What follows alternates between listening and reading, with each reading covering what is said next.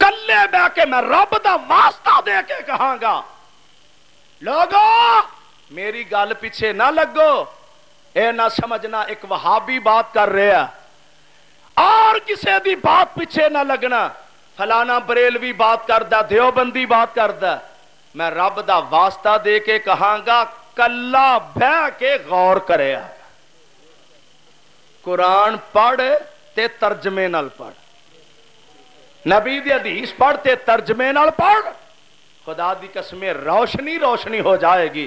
میرے آقا نو پوچھیا گیا سونیا او ایک جماعت کیڑی ہے جیڑی حق تے ہوئے گی جنتی ہوئے گی؟ آپ فرماندے نے ما انا علیہ و اصحابی، اے او جماعت جدے تے میں وہاں تے میرے صحابہ نے۔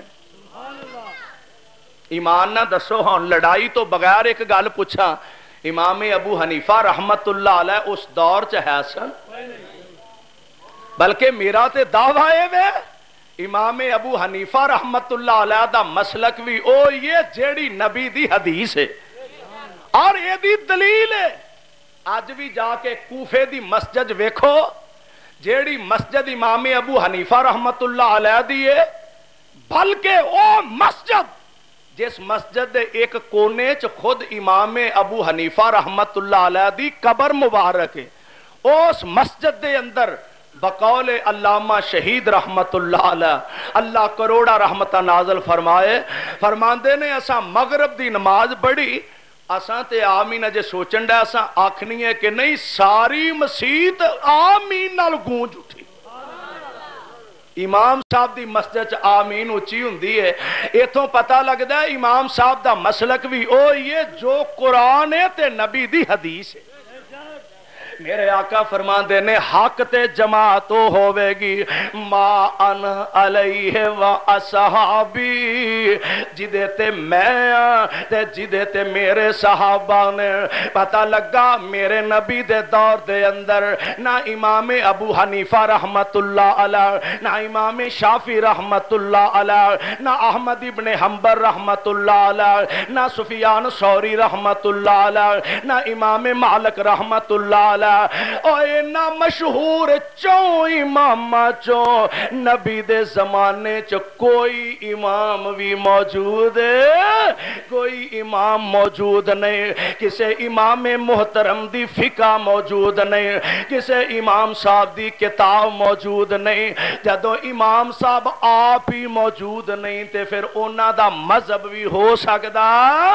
اوے مذہب تے اونا دا ادو بنیا جدو امام صاحب دنیا تے تشریف لے آئے نے، تے جدو آپ ہی نہیں اونا دا مذہب کیویں بن گیا؟ پتہ لگدا اس دور دے اندر مسلک قرآن والا سی تے محمد مصطفیٰ والا، اور اس دور دے اندر 1400 سال بعد آج تجزیہ کر لو اور جدہ مسلک قرآن و سنت والا میرا دعویٰ ہے اوہی حق تے وے اوہی سچ تے وے۔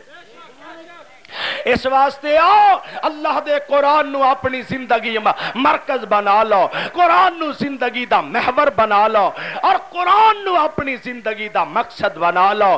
آمینہ دے لال علیہ السلام دے فرامین نو اپنیاں چولیاں دی زینت بنا لو، یہی رستہ حق والا، یہی رستہ سچ والا اور یہی رستہ صراط مستقیم والا۔ وَأَنَّ هَذَا صِرَاطِي مُسْتَقِيمًا فَاتَّبِعُوهُ وَلَا تَتَّبِعُوا السُّبُلَ فَتَفَرَّقَ بِكُمْ عَنْ سَبِيلِهِ۔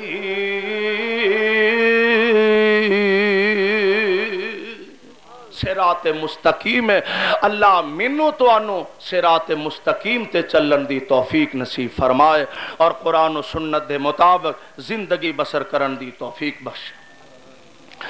صدق اللہ العلی العظیم وصدق رسولہ النبی الکریم المکہ C D centre and cassette house. ہمارے ہاں حضرت مولانا قاری عبدالرشید توحیدی کے تمام خطبہ جمعۃ المبارک اور ان کے اشعار کی سیڈیز اور کیسٹیں دستیاب ہیں۔ اس کے